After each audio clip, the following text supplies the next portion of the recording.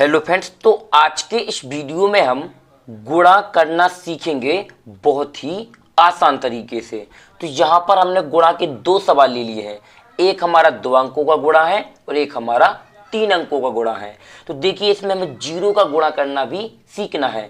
तो ये वाला गुणा हमारा बहुत ही इम्पोर्टेंट है, आपको इस वाले गुणा को जरूर से सीखना चाहिए। यदि आप इसको सीख लोगे तो आपको किसी भी प्रकार के गुणा में कोई भी प्रॉब्लम नहीं जाएगी। तो चलिए पहले आपको ये छोटा वाला गुणा हम समझाते हैं। देखिए 323 में हमें क्या करना है, 32 से गुणा करना है। तो देखिए मान लीजिए 32 की हमें सीधी टेबल नहीं आती है, तो ऐसे गुणाओं में क्या किया जाता है कि एक एक संख्या का गुणा, यानी पहले इसका गुणा पूरी संख्या में फिर इसका। तो पहले 2 का करते हैं, तो 2 का गुणा करेंगे पहले 3 में, तो 2 का पहाड़ा 3 बार, तो 2 तिहाई 6, तो यहाँ लिख देंगे 6। फिर 2 का गुणा 2 में, तो 2 दूना 4, तो यहाँ के लिख देंगे 4 लिख देंगे। देखिए जिस संख्या में गुणा करते हैं उतनी बार पहाड़ा पढ़ते हैं। जैसे 2 का गुणा 3 में होगा तो 2 तिहाई 6, तो यहाँ आ जाएगा 6। अब देखिए 2 का हमने कर लिया है, अब करना है 3 का।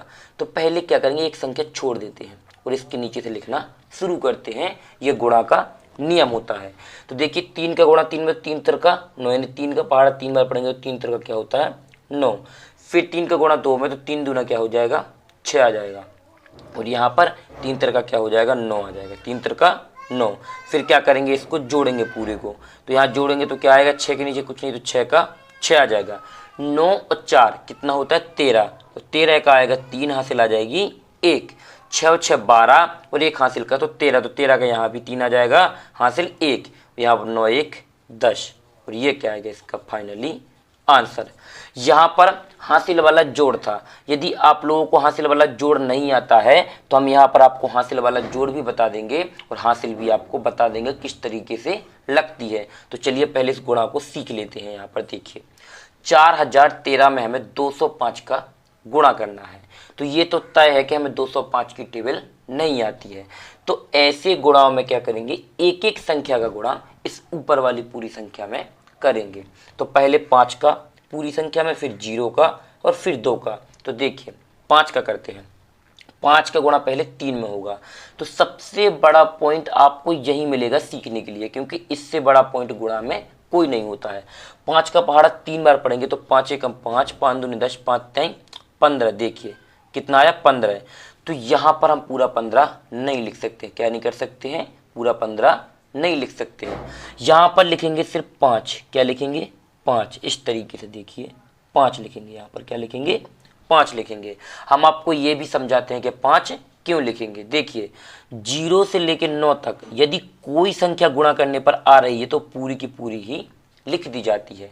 और यदि 9 से आगे मान लीजिए 10 आ गया, क्या आ गया गुणा करने पर 10, तो इसको बोलते इकाई का अंक। क्या बोलते हैं इकाई, और इसको बोलते हैं दहाई का अंक। क्या बोलते हैं दहाई। तो इसको लिखा जाता है पीछे वाले अंक को, और जो इकाई दहाई का अंक है इसको हासिल के रूप में अगली संख्या में जोड़ा जाता है। जैसे 15 का पीछे का अंक क्या है, इकाई का अंक 5, तो यहाँ क्या लिख दिया 5। जो एक बचा है इसको हासिल के रूप में अगली संख्या में जोड़ेंगे गुणा करने के बाद। जैसे 5 गुणा 1 में, तो 5 एकम 5 और 1 हासिल का, तो यहाँ 6 आ जाएगा। क्या आ जाएगा 6। अब कोई हासिल नहीं लगी है। 5 गुणा 0 में करेंगे तो 0 आएगा। क्या आएगा 0, क्योंकि किसी भी संख्या से गुणा 0 में करें तो 0 ही मिलता है। फिर 5 गुणा 4 में, तो 5 चौकी 20, तो यहाँ लिख देंगे 20। यहाँ पर भी आपको कोई डाउट नहीं रखना है।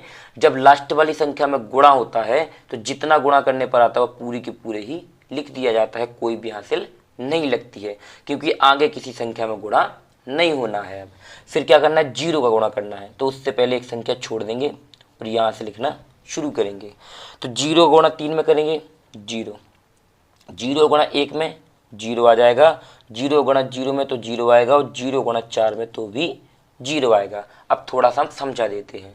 जब 0 से किसी भी संख्या में गुणा कर लो आप, चाहे कोई भी संख्या हो, तो हमें क्या मिलेगा 0 ही मिलेगा। तो 0 का 3 में किया तो ये 0 लिख दिया, फिर 0 का 1 में किया तो 0 लिख दिया, और 0 का 0 में किया तो 0, और 0 का 4 में किया तो फिर से 0। अब चलिए 2 का गुणा करना है पूरी संख्या में। तो इससे पहले फिर एक संख्या छोड़ेंगे। ये गुणा का नियम होता है कि एक संख्या का गुणा करने के बाद जब दूसरी संख्या का गुणा करना हो तो एक संख्या छोड़ देते हैं और इसके नीचे से लिखना शुरू करते हैं। जैसे 2 का गुणा 3 में तो 2 तिहाई 6, फिर 2 का गुणा 1 में तो 2 एकम 2, फिर 2 का गुणा 0 में होगा तो यहाँ 0 ही आएगा, और 2 का गुणा 4 में तो 2 चौके 8, यहाँ आ जाएगा 8। और यहाँ पर इस पूरे को जोड़ना पड़ेगा, क्या करना पड़ेगा, पूरे को जोड़ना पड़ेगा।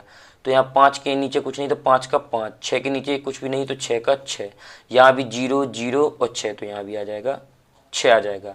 यहाँ कुछ नहीं, यहाँ कुछ नहीं तो 2 का 2 आ जाएगा, यहाँ पर 2 का 2, यहाँ पर 8 का 8 आ जाएगा। और ये है इसका फाइनली आंसर। तो देखिए हम आप लोगों को यहाँ पर ये जोड़ भी बता देते हैं हासिल वाला। जैसे मान लीजिए हम यहाँ पर 4 और 2 को जोड़ना है तो 4 और 2 क्या होगा 6। इसी प्रकार से हासिल जोड़ में भी लगती है कि 0 से लेकर 9 तक यदि कोई भी संख्या आ जाए तो बराबर लिख देंगे, लेकिन यदि 9 से आगे कोई संख्या गई तो इस वाले पीछे का अंक जो इसको हम लिखेंगे और ये वाली संख्या जोड़ेंगे हासिल के रूप में। जैसे 9 4 13, तो 13 में हमने क्या लिखा, जैसे कि 13 का पीछे का अंक लिखा था 3, हासिल 1 बची थी, 6 और 6 12, 1 हासिल इसमें जोड़ दी थी तो हो गया 13, तो फिर 13 हो गया, तो फिर 13 का 3 हासिल 1, या 9 था और 1 हासिल का जोड़ा तो 10। इस तरीके से हासिल वाले जोड़ भी हम करते हैं।